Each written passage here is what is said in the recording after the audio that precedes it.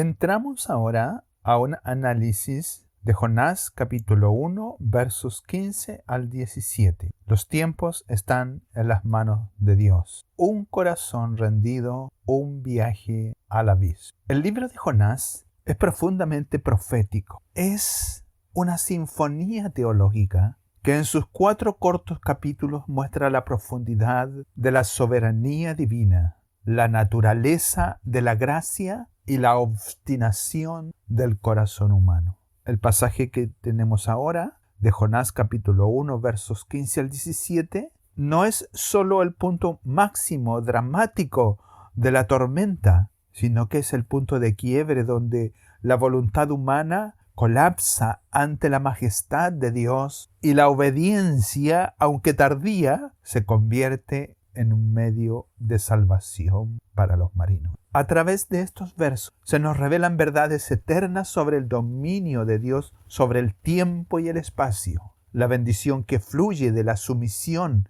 y ver la profunda verdad de Jonás mostrado como sombra de una realidad mayor que es Cristo. Al analizar cada versículo encontraremos la verdad teológica y lo importante para nuestras vidas como creyentes de este tiempo. La meditación sobre estos versos debe llevarnos a una meditación interna de profundidad y duración que sean considerables. Leemos los versos 15 al 16. Y tomaron a Jonás y lo echaron al mar, y el mar se aquietó de su furor. Y temieron aquellos hombres a Jehová con gran temor, y ofrecieron sacrificio a Jehová e hicieron votos. Estos versos son una declaración profunda de la soberanía de Dios. La escena es de un caos natural y humano. Los marineros, en su desesperación,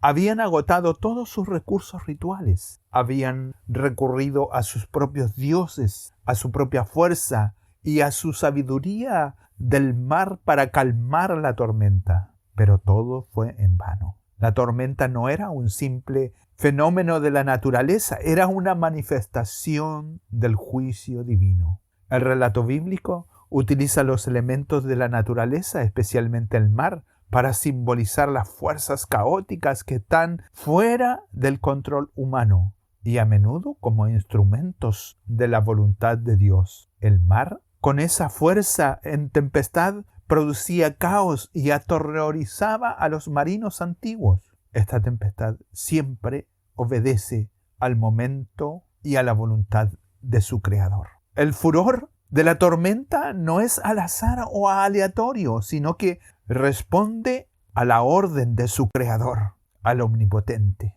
En el momento en que Jonás era objeto de la ira divina, es devuelto al elemento de juicio y la paz regresa. Esta es una ilustración vívida y dramática de la verdad de que solo la justicia de Dios puede apaciguar las tormentas de la vida provocadas por el pecado. Aquí se nos enseña que Dios es dueño de nuestros tiempos. No es simplemente un agente causal que está en la lejanía, sino que Dios maneja el designio de cada uno de los eventos de la historia de todos los seres humanos. La historia en la vida de Jonás no era un accidente, era una cita divina. De la misma manera, las tormentas que enfrentamos, la enfermedad, la pérdida, la crisis económica o la crisis existencial, no están fuera del control de Dios. Dios permite que ocurran para llevarnos a un punto de quiebre, a un lugar donde nuestra dependencia en nuestras fuerzas se desvanece y nos vemos obligados a rendir. La tormenta no se detuvo cuando los marineros clamaron a sus dioses, ni cuando arrojaron la carga del barco, sino cuando la causa del problema fue tratada. Esto nos lleva a una profunda mirada interior. ¿Cuántas veces luchamos contra las tormentas de nuestra vida sin reconocer la causa de fondo, que es nuestra desobediencia? La reacción de los marineros es de suma importancia.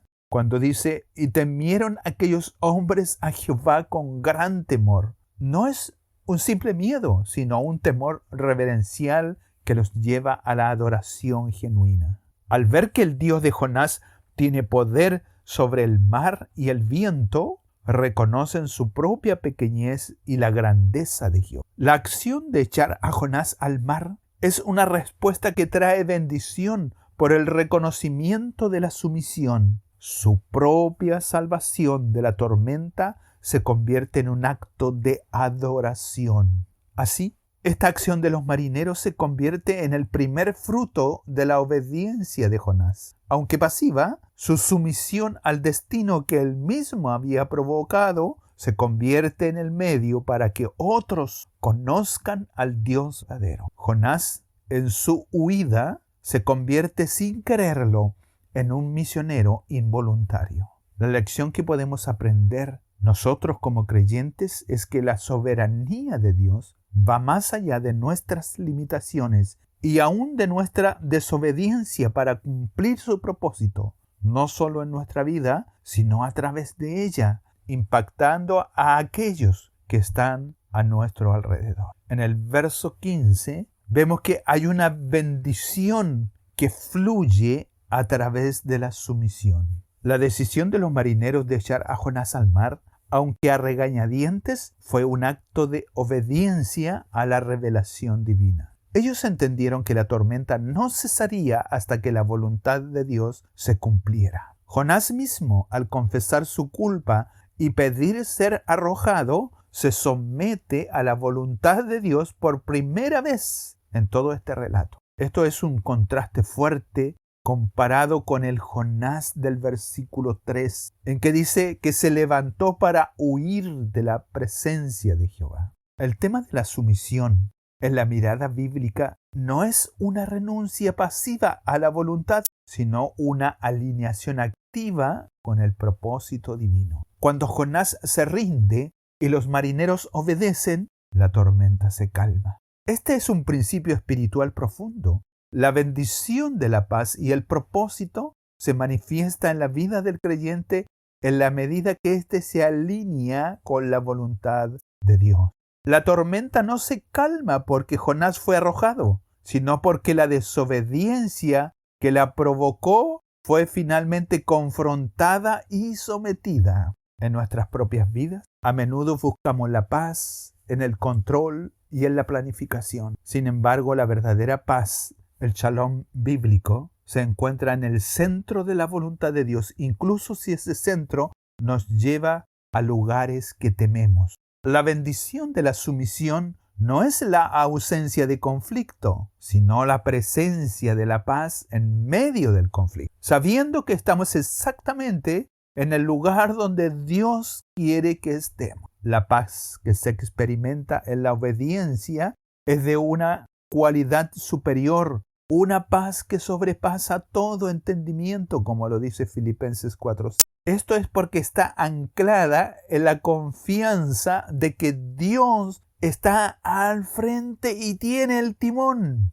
Como creyentes de este tiempo debemos rendir nuestros propios planes, nuestros sueños y nuestros tiempos a la voluntad de Dios, confiando en que su plan es siempre el mejor, aun cuando el camino sea incierto. El verso 17 dice de la siguiente manera: pero Jehová tenía preparado un gran pez que tragase a Jonás, y estuvo Jonás en el vientre del pez 3 días y 3 noches. Hay un gran simbolismo del gran pez: juicio, muerte y resurrección. Este verso es el corazón teológico del pasaje y es el puente hacia la verdad del Nuevo Testamento. La intervención divina a través del gran pez no es un acto casual, sino una pieza fundamental del plan de Dios para Jonás. El pez tiene un triple significado teológico. El pez, el pez como instrumento de juicio y preservación. El gran pez es ante todo un instrumento de juicio.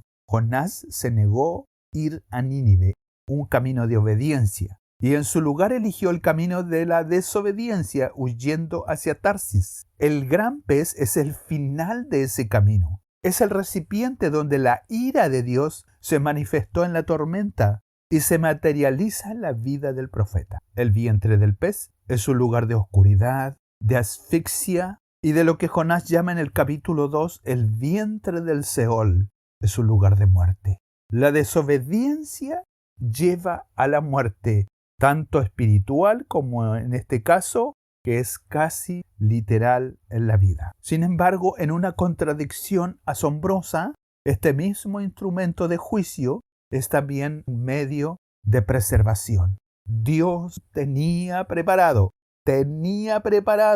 el pez. Aquí está la soberanía de Dios, el que controla todos los eventos, el que maneja el designio de su voluntad en todo lo que es la humanidad. La palabra hebrea para preparado implica una acción específica, un propósito deliberado. Dios no reacciona ante la situación. Dios la había diseñado desde el principio. El pez es el lugar donde Jonás, a pesar de su desobediencia, es resguardado de una muerte segura por ahogamiento. El juicio de Dios es severo, pero su misericordia es aún mayor. Jonás es juzgado, pero es preservado con un propósito: darle una segunda oportunidad. Este acto nos enseña que el juicio de Dios siempre está matizado por su gracia y que aún en los lugares más oscuros su mano está obrando para restaurarnos. 2. El significado de 3 días y 3 noches y su simbolismo de muerte y resurrección. El lapso de 3 días y 3 noches no es accidental, es una fórmula literaria y teológica que en la mirada hebrea da la idea de un tiempo completo, de un ciclo de muerte y renacimiento. En el Antiguo Testamento, el número 3 está asociado con lo divino y con la consumación de un evento importante. Por ejemplo, la visión de Isaías, en que ve la santidad de Dios y se repite el número 3. O la resurrección en el Nuevo Testamento, al tercer día. La experiencia de Jonás en el vientre del pez es un viaje simbólico al infierno, al reino de la muerte. Su oración en el capítulo 2 es la de un hombre que ha tocado el fondo del abismo, que ha sido tragado por las aguas de la muerte. Jonás no está simplemente en una prisión, está en el lugar de la muerte y su liberación es un acto de resurrección. El gran pez actúa como su féretro, una tumba acuática. Jonás entra en ella en un estado de juicio y desobediencia y sale en un estado de redención y obediencia renovada. Su liberación es un milagro de la gracia divina, una demostración de que Dios tiene poder incluso sobre la muerte. Esta experiencia es la que finalmente quiebra la resistencia del profeta y lo prepara para cumplir su misión. La muerte, en la teología de Jonás, se convierte en el camino a la vida. Así encontramos en estos 3 versos que hay un símil de Jonás en la persona de Cristo. El pasaje de Jonás, en los versos 15 al 17, no se puede entender plenamente sin su cumplimiento en el Nuevo Testamento. El propio Jesús en su ministerio establece una conexión directa y explícita con la experiencia de Jonás, elevándola de una simple historia o una anécdota a una prefiguración fundamental del Evangelio. En el Evangelio según San Mateo, capítulo 12, versos 38 al 41, Jesús se enfrenta a una generación que busca una señal y Él le responde: la generación mala y adúltera demanda señal. Pero la señal no le será dada, sino la señal del profeta Jonás. Porque como estuvo Jonás en el vientre del gran pez 3 días y 3 noches, así estará el Hijo del Hombre en el corazón de la tierra 3 días y 3 noches. Los hombres de Nínive se levantarán en el juicio con esta generación y la condenarán, porque ellos se arrepintieron a la predicación de Jonás. Y he aquí, más que Jonás en este lugar. Este pasaje establece un paralelo tipológico de manera inconfundible. La experiencia de Jonás no es solo un evento histórico, sino una profecía en acción, una señal viva que apunta a la realidad de la obra de Cristo. Los paralelos son profundos y tienen muchas miradas. Por ejemplo, el sacrificio sustitutorio. Jonás es el culpable de la tormenta. Es arrojado al mar como un sacrificio para aplacar la ira de Dios y salvar a los marineros. De la misma manera, Jesús, aunque sin pecado, tomó el lugar de la humanidad culpable. Fue arrojado al mar de la muerte y el juicio para que la tormenta de la ira de Dios sobre el pecado pudiese ser aplacada. Su muerte en la cruz fue el sacrificio sustitutorio que nos salva del castigo que merecíamos. Jonás fue un sustituto de los marineros, pero Jesús es el sustituto por excelencia, el Cordero de Dios que quita el pecado del mundo. Otro tipo que podemos ver, la muerte y el descenso a los infiernos. El vientre del gran pez es un símbolo de la muerte, el Seol o el abismo. Jonás, al entrar en él, experimenta una muerte figurativa. Sus lamentos en el capítulo 2 son los de un hombre al borde del infierno. La experiencia de Cristo en la tumba y su descenso al Hades, el corazón de la tierra, cumplen esta tipología de manera literal. Cristo murió y descendió a las partes más bajas de la tierra, Efesios 4:9, no para ser juzgado, sino para desarmar las potestades del mal. Otra tipología, la resurrección al tercer día. La liberación de Jonás del vientre del pez al tercer día es una poderosa prefiguración de la resurrección de Cristo. Así como Jonás emergió de las profundidades para una nueva vida y un nuevo llamado, Jesús emergió victorioso de la tumba, proclamando su victoria sobre la muerte. Jesús resucitó. La tipología aquí no es accidental, es un diseño divino. La resurrección de Jonás fue un milagro para un hombre. La resurrección de Cristo es la promesa de vida eterna para toda la humanidad. La señal de Jonás no es solo una anécdota, sino el sello divino de la verdad del Evangelio. La resurrección es el centro de nuestra fe, es el evento que valida la obra redentora de Jesús. Jonás, el profeta desobediente que causa la tormenta, se convierte en la sombra del Salvador obediente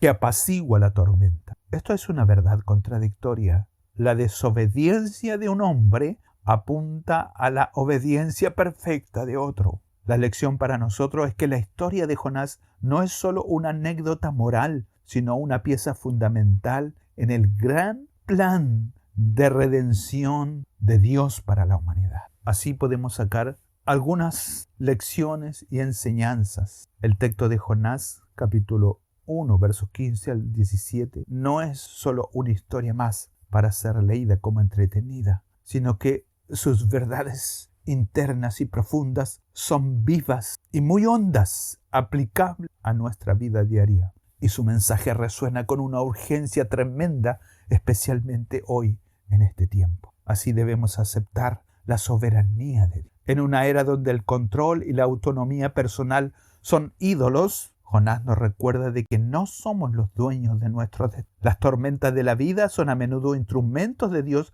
para realinearnos con su voluntad. En lugar de luchar contra ellas, debemos preguntarnos, ¿qué me está enseñando Dios a través? ¿Y hay alguna desobediencia en mi vida que ha provocado esta tormenta? La fe en un Dios soberano no nos exime del dolor del sufrimiento, sino que nos da un propósito en medio de ellos. Nos da la seguridad de que incluso en el vientre del pez más oscuro, la mano de Dios está obrando para nuestro bien y para su gloria. Otra lección es la bendición en la obediencia. La historia nos muestra que la verdadera paz no se encuentra huyendo, sino sometiéndose. La vida cristiana no es un escape de los problemas, sino una travesía a través de ellos con la certeza de que Dios está en control. La obediencia trae paz interior y exterior, incluso cuando el camino es difícil. Como creyentes, hoy debemos rendir nuestros planes, nuestros sueños y nuestro tiempo a la voluntad de Dios, confiando en que su plan siempre es el mejor. Esta rendición no es un acto único, sino que es un hábito diario. Debemos rendirnos cada día. Debe haber un morir a nosotros mismos y vivir para Cristo. Y esto se manifiesta en las decisiones pequeñas y grandes. La obediencia es el único camino hacia la plenitud de la vida. Otra lección importante y es la enseñanza profunda de este llamado profundo. El Evangelio está expresado en este acto de Jonás. La historia de Jonás es un espejo de nuestro propio. Somos como los marineros. Estamos a punto de perecer y nuestra única esperanza es el sacrificio de un Salvador que sea sustitutorio. Somos como Jonás, a menudo desobedientes, huyendo de lo que Dios nos ha llamado a hacer. Pero el mensaje principal es que la misma gracia que le fue dada a Jonás nos ha sido dada a través de Cristo. La historia de Jonás no se trata de Jonás, sino de aquel a quien Jonás fue una sombra. Miles de años atrás mostraba al Salvador. El gran pez no fue un accidente, sino fue un rescate divino. Así como la cruz no fue el final, sino el inicio de nuestra salvación. Al igual que Jonás, nuestra resurrección espiritual comienza cuando nos rendimos a la voluntad de Dios, aceptando que el camino a la vida pasa a través de una muerte a nuestro yo y una rendición al Salvador que fue al vientre de la tierra por nosotros. La historia de Jonás es en esencia la historia de nuestra propia redención. Así también debemos aprender que la indolencia de nuestras vidas provoca la tormenta divina. ¿Nos parece que nuestra vida es un caos? ¿Sentimos que una tormenta incontrolable golpea nuestra vida por todos lados? Jonás nos enseña que a menudo el desastre en nuestras vidas no es un accidente, sino una respuesta directa de Dios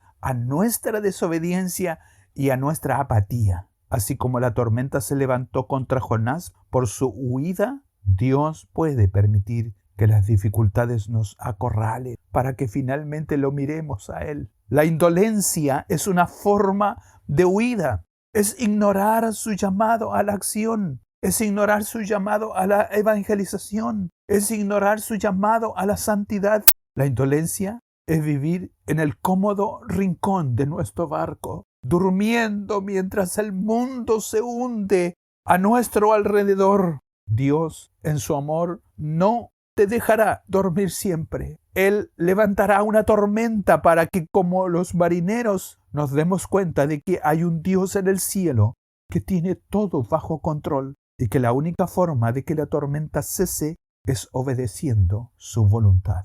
Cuando somos indolentes, hay una sumisión que no es negociable. Jonás no se arrojó al mar voluntariamente. Los marineros tuvieron que arrojarlo. Fue un acto de sumisión forzada.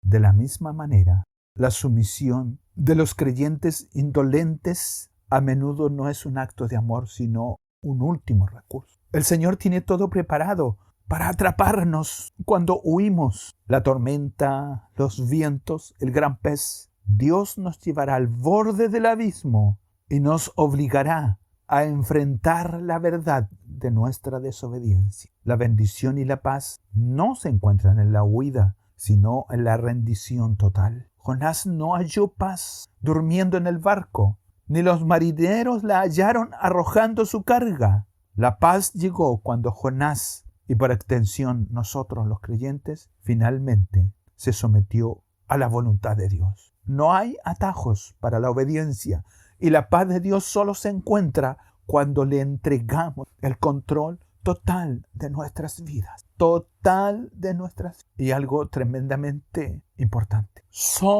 Eres un representante de Dios. No representamos nuestra comodidad, nuestra vida. El gran pez no fue un castigo final, sino un lugar de entrenamiento para el ministerio. El vientre de ese pez fue la escuela teológica de Jonás. Es allí, en el lugar más oscuro y solitario, donde Jonás, el profeta indolente, se ve obligado a orar y a reenfocar su vida en Dios. La experiencia de Jonás en el vientre del pez nos recuerda profundamente que nosotros, como creyentes, debemos considerar que nuestra vida no nos pertenece. Dios nos ha llamado para estar plácidamente cómodos en medio de la congregación. El propósito de Nuestras vidas no es la comodidad. Somos y eres un representante de Dios en un mundo en caos, donde la tormenta está arreciando. La indolencia y la apatía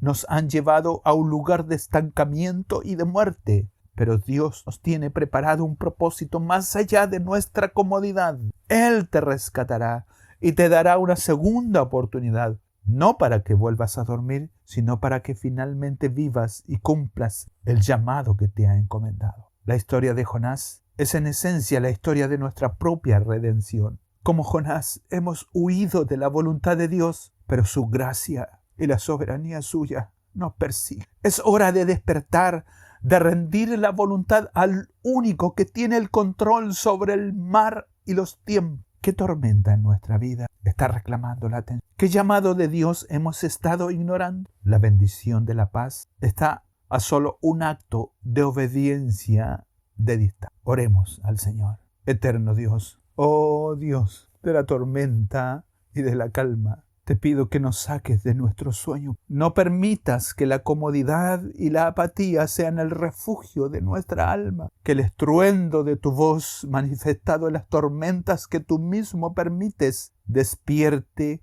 nuestros oídos de la desobediencia y nos haga reconocer que, como Jonás, hemos huido de tu presencia. Hemos preferido la seguridad de nuestro barco. Hemos preferido nuestra rutina. Hemos preferido nuestros planes, hemos preferido la diversión, hemos preferido el confort que ofrece el refugio de nuestros hogares, de nuestros sillones, de nuestras distracciones. Hemos preferido todas esas cosas a la incertidumbre de tu llamado. Que el vientre de nuestra soledad, allí en la oscuridad de nuestras tribulaciones, sea el lugar donde nos encontremos. Señor, líbranos de la ilusión de control y de la autosuficiencia que nos alejan de tu propósito. Que al igual que Jonás, seamos lanzados al abismo de nuestra impotencia, para que allí, en lo profundo, alcemos la voz y clamemos por tu misericordia. Señor, no nos permitas seguir siendo creyentes que simplemente ocupan un asiento. Danos el corazón de Cristo, que no huyó del Calvario, sino que se entregó por completo para traer paz a la tempestad de nuestra alma y a los miles de este. Señor, que nuestra vida ya no sea una huida de ti, sino una entrega total a tu voluntad. Haz de nosotros un instrumento de tu. Te lo pedimos esto. En el nombre de Jesús. Amén.